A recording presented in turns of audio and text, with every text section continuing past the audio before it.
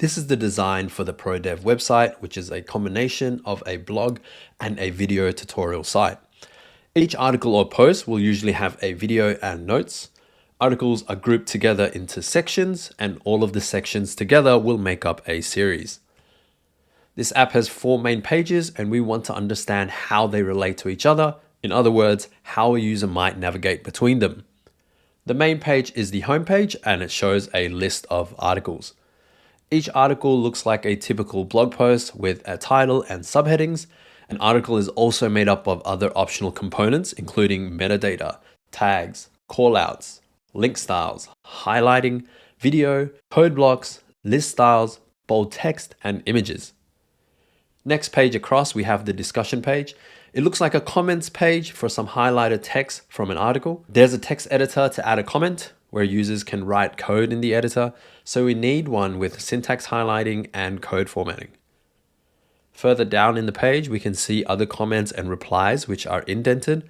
There is also a show more button, so there might be some behavior required to collapse the replies. To the right, there is a sidebar with 2 sections, article and other discussions.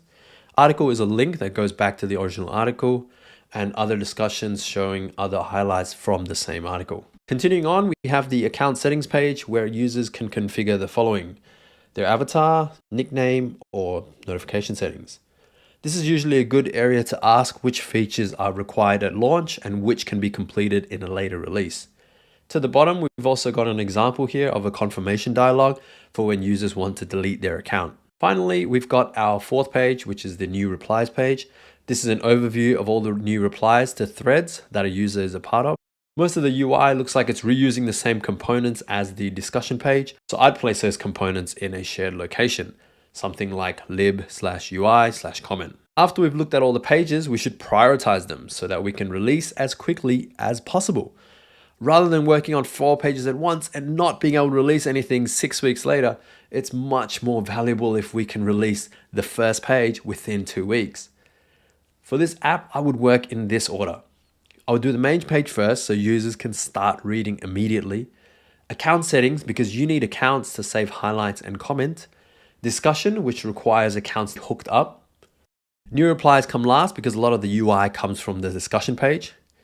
If we had the resources to work on multiple pages at once, I would still recommend that we did the main page and subcomponents first. And then account and discussion could be worked on at the same time because they're separate parts of the app, meaning they don't share UI dependencies.